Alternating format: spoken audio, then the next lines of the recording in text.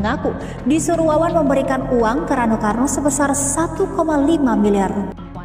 Dirinya mengaku pernah mentransfer uang kepada Wakil Gubernur Banten Rano Karno sekitar 1,2 miliar rupiah. Berasa menuntut pelaksana tugas Gubernur Banten Rano Karno mundur dari jabatannya. Dan kembali lagi bersama kami di kajian online daily. Waduh, ini Pak Prabowo KPK di era Pak Presiden Prabowo Subianto benar-benar luar biasa. Dosa lama koruptor yang belum tersentuh hukum pun kini mulai terkuak di era kepemimpinan Presiden Prabowo Subianto. Rekan-rekan, kita tahu bahwa tersangka korupsi IKTP telah tertangkap dan tentunya memberikan keterangan-keterangan terbaru mengenai siapa saja sosok mafia politik yang bermain di balik korupsi IKTP dan belum tersentuh hukum hingga saat ini. Sebuah ironi bukan, kasusnya telah lama berlalu, namun yang terindikasi terlibat belum diadili hingga saat ini, hanya Setia Novanto kan. Jadi rekan-rekan, korupsi IKTP ini memang mencuat pertama kali ke publik adalah pada tahun 2018. Pada saat itu tentu saja awal kepemimpinan Pak Joko Widodo periode kedua.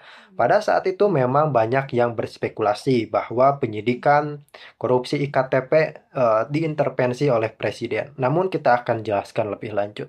Dan dalam persidangan, Setia Novanto menyebut beberapa nama besar dari PDI Perjuangan. Salah satunya Puan Maharani, Pramono Anung yang pada saat ini menjadi gubernur terpilih, Ganjar Pranowo, dan masih ada nama yang lainnya. Rekan-rekan, pada saat ini memang kasus IKTP menemui sebuah babak baru. Namun seperti yang dikatakan Pak Jokowi ketika akan mengulas terkait IKTP, tentu saja kita harus menggali dulu informasi-informasi yang beredar di tahun 2017-2018, periode tahun-tahun itu. Karena memang di sanalah mulai terkuaknya kasus IKTP. Jadi kita akan mengumpulkan beberapa bukti serta artikel dan sudut pandang yang kemudian akan kita sajikan secara menarik untuk Anda semua. Dilansir dari kumparannews.com, mantan Ketua DPR Setia Novanto membeberkan nama-nama besar penerima aliran dana panas korupsi IKTP. Bahkan nama-nama tersebut sudah disebutkan Setia Novanto dalam persidangan. Dan tentu saja ini disaksikan oleh banyak media, serta memang nama-nama besar ini adalah nama yang sangat terkenal dan familiar di telinga kita semua. Dari beberapa sidang, Setia Novanto menyebutkan banyak nama. Di antara nama yang keluar adalah politisi ulung dari partai PDI Perjuangan seperti Puan Maharani, Ganjar Pranowo, kemudian ada Pramono Anung yang pada saat itu menjabat sebagai sekretaris kabinet. Jadi rekan-rekan, untuk nama-nama yang disebut tadi memang nama-nama yang memiliki peran besar di Republik ini. Bayangkan Puan Maharani adalah Ketua DPR RI pada saat ini, Ganjar Pranowo itu adalah calon presiden dari PDI Perjuangan, Mas Pram. Anda semua tahu bahwa beliau adalah gubernur terpilih. Namun pada saat ini sepertinya KPK memberikan sebuah gebrakan dan kejutan yang sangat luar biasa. Di antaranya, tidak cuma Pramono, ternyata Rano Karno pun pernah terjerat skandal yang sama, yakni skandal korupsi. Tentu saja kita akan kulik hingga tuntas agar tidak terjadi polemik di kemudian hari. Namun tentu saja kita ini hanya media yang menyuarakan pendapat serta opini pribadi dan kemudian informasi yang berasal dari sumber kredibel yang kemudian disajikan untuk Anda. Jadi yang paling memiliki wewenang khusus dan tertinggi adalah tentu saja Komisi Pemberantasan Korupsi.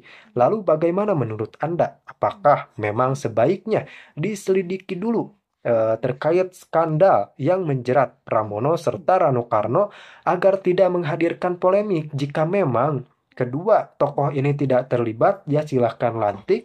Namun jika terlibat dalam skandal kasus korupsi, tentu saja harus ada opsi hukum yang diambil. Dan menurut Anda, opsi hukum itu adalah pembatalan pelantikan atau ada opsi lain? Silahkan tuangkan di kolom komentar. Dan lagi-lagi kita disuguhkan oleh skandal yang sangat-sangat pelik. kali ini datang dari Rano Karno yang merupakan Wakil Gubernur terpilih Jakarta. Dilansir dari Kompas.com, Komisi Pemberantasan Korupsi KPK membuka kemungkinan adanya tersangka baru kasus dugaan korupsi yang menyeret Tubagus Hairiwardana alias Wawan.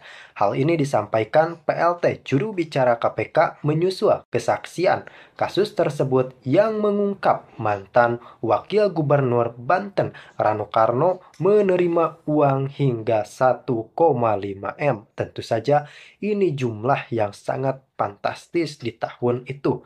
Bahkan pada saat ini pun masih fantastis. Adapun Wawan merupakan terdakwa dugaan korupsi pengadaan alat kesehatan puskesmas pada APBD perubahan tahun 2012, alat kedokteran rumah sakit rujukan Provinsi Banten pada APBD dan APBD perubahan tahun anggaran 2012 serta kasus pencucian uang. Jadi memang rekan-rekan pada saat itu Rano Karno memang terindikasi menerima sejumlah uang yakni sebesar 1,5 M. Dan tentu saja itu merupakan sebuah tindakan yang sangat-sangat tidak bisa dibenarkan. Jadi rekan-rekan memang kasus korupsi ini perlu Anda ketahui bersama, jadi memerlukan waktu yang sangat dan bisa dibilang lama untuk mengungkap itu semua. Bayangkan, korupsi adalah kejahatan yang hadir dari pelaku yang berusaha mencari celah, mengkelabui hukum yang berlaku di negara tersebut, atau dalam hal ini mencari celah dari ketentuan hukum di Indonesia. Tentu saja orang itu cerdas, makanya bisa melakukan korupsi. Namun kecerdasannya digunakan untuk hal-hal yang sangat tidak baik.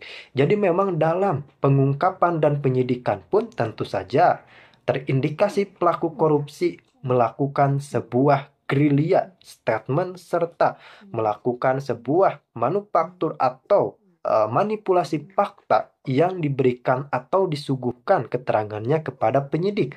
Tujuannya tiada lain dan tiada bukan adalah untuk menutupi borok-borok yang telah dilakukannya dalam hal tindak pidana korupsi. Jadi artinya memang diperlukan kejelian tersendiri dari pihak penyidik KPK. Bahkan ex penyidik KPK Yudi mengatakan bahwa kasus IKTP pun pada saat saya menjabat sebagai tim penyidik sangat rumit. Jadi memang tentu saja kita pun harus menghargai KPK. Kalau kita katakan KPK lama ini itu dan ya benar, saya tidak bisa menyanggah kritik Anda semua karena saya pun merasakan hal yang sama. Namun ketika kita telisik lebih lanjut bahwa kasus korupsi ini tidak semudah yang kita bayangkan. Artinya banyak pihak yang bermain di sana. Kemudian kita dilanjutkan oleh berita sebelumnya. Mantan pegawai PT Bali Pasifik, Freddy, mengaku diperintah atasannya Wawan untuk menyerahkan uang sebesar 1,5 M untuk mantan Wakil Gubernur Banten yakni Rano Karno. Dan ini kalau kita merujuk pada artikel Kompas ini bahwa ada saksi yang mengatakan bahwa Rano Karno menerima sejumlah uang yakni 1,5 M. Dan dilanjut, hal itu diakui Freddy saat diperiksa sebagai saksi untuk Wawan dalam sidang pengadilan di Tipikor. Nah, gini rekan-rekan, jadi kan kalau tidak salah rentan waktu saat itu memang di Banten terjadi skandal korupsi lah yang melibatkan Wawan, Ratu Katut, kemudian dan yang lainnya. Nah, Rano Karno ini memang terindikasikan terlibat. Tadi keterangannya sudah dilimpahkan oleh saksi, yakni saksi tersebut adalah mantan pegawai Bali Pasifik, Freddy, yang mengaku bahwa pernah diperintahkan atasannya untuk menyerahkan uang sebesar 1,5 M untuk Wakil Gubernur Banten. Bagaimana nih menurut Anda? Apakah case seperti ini harus diusut tuntas atau bagaimana nih? Tentu saja hukum tidak boleh menggantung. Jadi artinya mau selama apapun urusannya ya tetap keadilan harus ditegakkan dan memang hukum harus berjalan sebagaimana mestinya. Disuruh Wawan memberikan uang ke Rano Karno sebesar 1,5 miliar rupiah.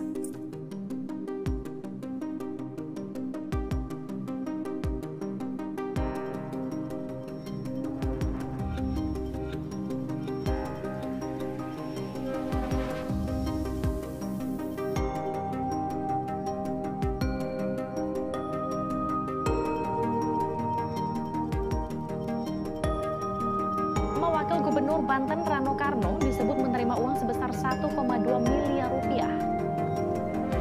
Sidang lanjutan dugaan suap Pilkada Lebak menghadirkan sejumlah saksi untuk terdakwa Heri Wardana alias Wawan. Sebuah pernyataan disampaikan oleh staf Wawan yakni Yayah Rodiah. Yayah adalah salah satu staf keuangan di PT Bali Pacific Pragama milik Wawan. Dirinya mengaku pernah mentransfer uang kepada Wakil Gubernur Banten Rano Karno sekitar 1,2 miliar rupiah dan transfer ini dilakukan pada November 2011. Namun Yayah mengaku tidak tahu menau untuk keperluan apa transfer tersebut dilakukan. Selain menjadi staf keuangan perusahaan yang dimiliki Wawan, Yayah Rodiah juga dipercaya Gubernur Atut Khosia untuk menjadi bendahara pribadi. Ratusan orang dari Koalisi Masyarakat Banten berunjuk rasa di depan gedung Pendopo Serang, Banten. Unjuk rasa menuntut pelaksana tugas Gubernur Banten Rano Karno mundur dari jabatannya. Unjuk rasa Koalisi Masyarakat Banten berujung ricuh. Kericuan terjadi saat para pengunjuk rasa mencoba memaksa masuk ke dalam kantor pendopo Gubernur Banten. Aksi saling kejar-kejaran antara massa dan pihak kepolisian terjadi. Aparat kepolisian yang berjaga berhasil meredam amukan para pengunjuk rasa saat massa memaksa menemui pelaksana tugas Gubernur Banten Rano Karno. Sebagai bentuk kekesalannya, para massa membakar stiker yang bergambar wajah Rano Karno. Pengunjuk rasa kesal karena Rano Karno dinilai tidak mampu memimpin Banten.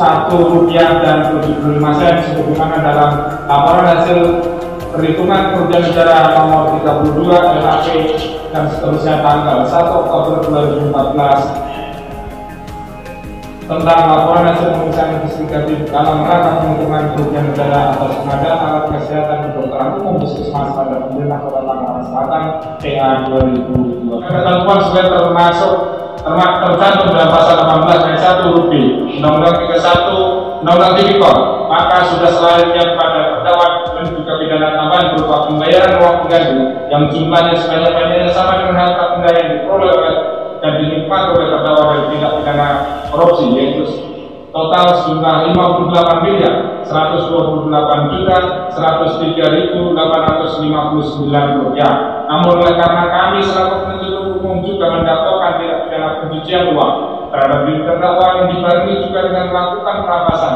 atas beberapa aset milik terdakwa yang juga diduga hasil dari tindak pidana korupsi atau tindak pidana asal sebenarnya telah kami dakwakan, maka terhadap kewajiban uang pengganti kepada terdakwa sebenarnya disebutkan dalam pasal 18 ayat 1 huruf B tersebut di atas tidak kami mintakan dalam surat tuntutan ini, dan karena kami anggap telah dikompensasikan dengan aset-aset milik terdakwa yang telah kami rampas dalam perkara tindak pidana pencucian uang yang akan kami uraikan dan akan kami buktikan dalam surat tuntutan selanjutnya. Berdasarkan uraian tersebut di atas, maka telah terdapat hubungan sikap batin antara terdakwa dan perbuatannya yang tercermin dari perbuatan nyata yang telah dilakukan oleh terdakwa sebagaimana telah diuraikan secara lengkap dalam unsur-unsur pasal 13 untuk pasal 18 Undang-Undang Tipikor. Bahwa akibat perbuatan telah bersama-sama dengan Atut Khosia yang menjabat Gubernur Banten sekaligus dikatakan terdakwa dalam pengadaan alat kedokteran rumah sakit rujukan Provinsi Banten APBD 2012 dan APBD 2012 telah membutuhkan keuangan negara sebesar 79.124.124.106 rupiah 35 sen. Sebagaimana dalam laporan hasil pemeriksaan investigatif dalam rangka perhitungan kerugian negara nomor 35 tanggal 31 Desember 2014.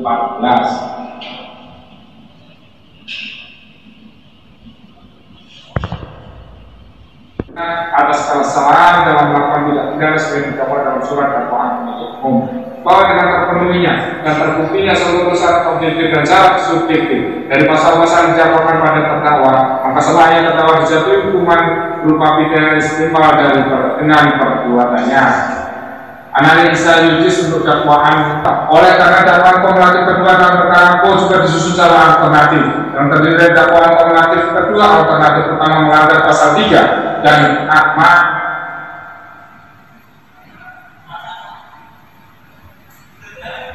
Perbedaan pasal 3 dan pasal 4 Undang-Undang TPPU ialah pasal 3 mengatur tentang pelaku TPPU yang juga merupakan pelaku tindak pidana asal atau sekiranya dia pelaku penyerta atau yang bersangkutan mengetahui secara pasti tentang objek yang disamarkan.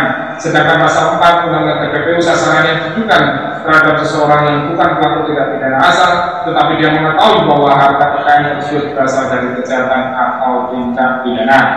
Bahwa berdasarkan fakta yang pernah bersidangkan yang diperoleh dari keterangan alat bukti dari alat bukti keterangan saksi, ahli, surat bukti elektronik, keterangan terdakwa dan membuktikan terhadap terdakwa. Untuk dakwaan kedua yang terdakwa formulatif kedua alternatif pertama yang melanggar pasal 3. Berdasarkan putusan tersebut, unsur-unsur delik yang dapat dibutuhkan adalah setiap orang menempatkan, mentransfer, mengalihkan, membelanjakan, membayarkan, menghibahkan, menitipkan, membawa ke luar negeri, mengubah bentuk, menukarkan dengan mata uang atau suatu berharga atau perbuatan lain atas kekayaan atas harta kekayaan yang diketahuinya atau patut diduganya merupakan hasil tindak pidana yang dimaksud dalam pasal 2 ayat 1 dengan tujuan menyembunyikan atau menyamarkan asal usul harta kekayaan dan ditambah dengan ketentuan pasal 65 ayat 1 KUHP tentang konkursus realis.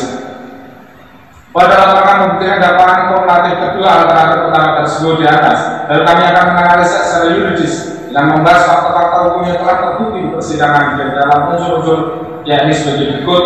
Unsur setiap orang, bahwa berdasarkan fakta-fakta hukum yang telah dibuktikan di persidangan dapat disimpulkan sebagai berikut. Pertama, bahwa terdakwa berbagus dari warga Alasowan telah membenarkan detail dengan tertentu dari surat dakwaan. Dua, bahwa sebagian besar saja yang dilakukan persidangan dalam terdakwa, bahwa terdakwa mampu mengikuti persidangan dalam keadaan sehat dan jasmani dan rohani, bahwa terdakwa memahami apa yang didakwakan kepadanya dan mampu memberikan tanggapan selama atau bertanya kepada saksi yang diajukan di persidangan sehingga tidak terjadi error proporsional. Berdasarkan uraian tersebut di atas, maka kami berpendapat unsur setiap orang telah dapat dibuktikan.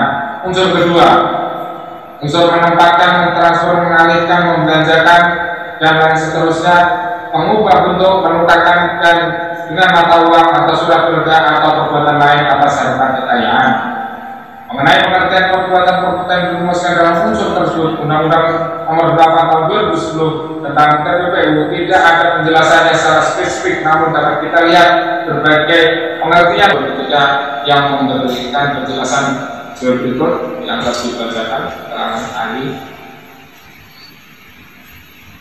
Adapun perasaan kata harta kekayaan dalam unsur pasal tersebut dijelaskan sebagai tercantum dalam pasal 1 angka 13 yakni semua benda bergerak atau benda tidak bergerak baik yang berwujud maupun tidak berwujud yang diperoleh baik secara langsung maupun tidak langsung. Berpedoman pada pengertian tersebut unsur menempatkan, mentransfer, mengalihkan, membelanjakan, membayarkan, menghibahkan, menitipkan, membawa ke luar negeri, mengubah bentuk, menukarkan dengan mata uang atau surat berharga atau perbuatan lain atas harta kekayaan yang dilakukan oleh Terkosi yang merupakan pelaksana tugas Gubernur Banten sejak tanggal 10 Oktober 2005 dan menjabat sebagai Gubernur Provinsi Banten selama 2 periode, yakni 2007-2012 dan periode kedua 2012-2017.